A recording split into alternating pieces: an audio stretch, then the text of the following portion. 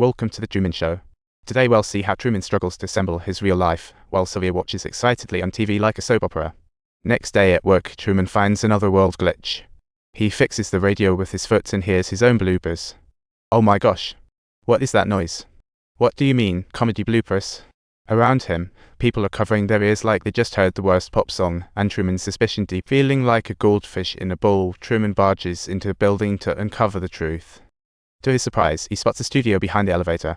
As he approaches, the guard says, "Sorry, renovating." "Oh, and?" Then he's ejected. The construction workers take a glance and are left dumbfounded, thinking, this office is more interesting than our lunch breaks. No one believes him, so Truman plans to escape, but finds his wife's secret plot peaks. The next day, he goes to the agency with luggage, ready to buy Fiji tickets, sparking a clash with staff.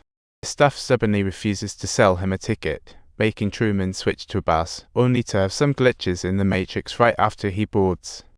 Just as the bus starts, the anxious driver makes the engine smoke. Truman's wife arrives at the bus, only to find he has been waiting there forever. He proudly told his wife, "I've cracked Paradise Island's secret." A cycling granny passes by regularly. Also spot a man with flowers and a yellow car, and Truman cheerfully says, "Look at these NPC, they're just going round in circles." His wife, exasperated, says, "I absolutely have to go to Fiji tonight."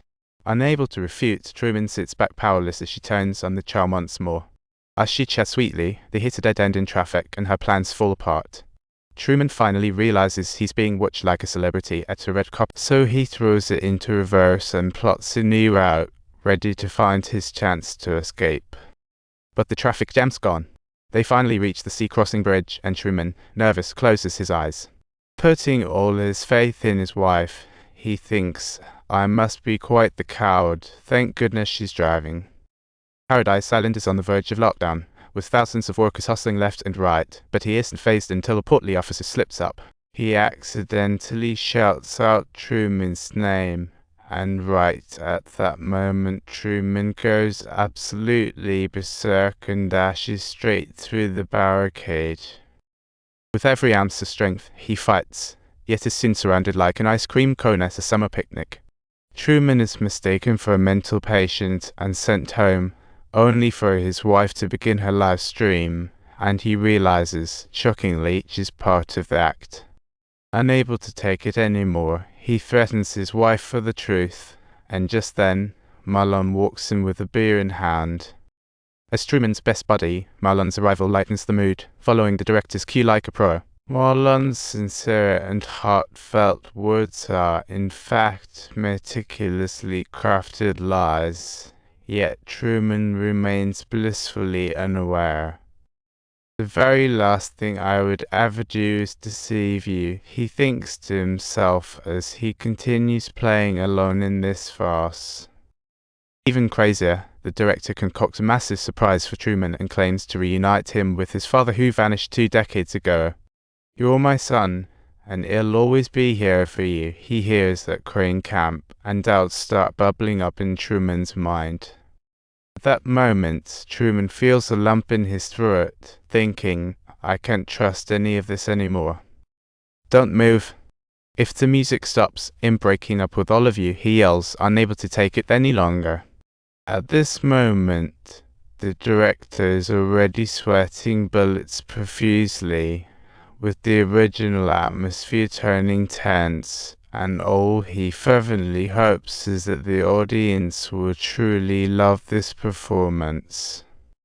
This enormous twist was meticulously planned, flooding the audience's anticipation with excitement.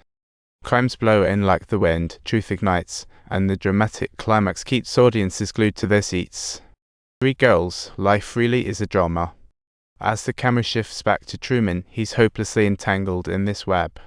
Who dare say I've robbed Truman of his freedom? The director confidently boasts with a grin like a Cheshire cat. In his eyes, the real world is just too ugly. Paradise Island is a dreamland everyone wishes to inhabit. He firmly believes Truman loves this perfect world, just like he would a beloved son. Yet, he fails to realize how firm Truman's resolve has become. In an instant, everything appears to settle down, and Truman resumes his routine. At night, the crew relaxes, but the director senses something's off and remains on high alert.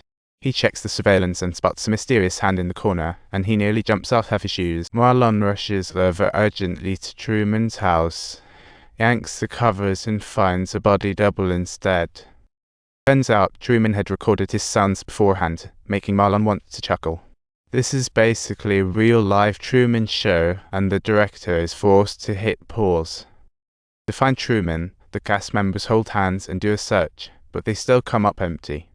The director decides a daylight search is the way to go, going to great lengths to reclaim his star.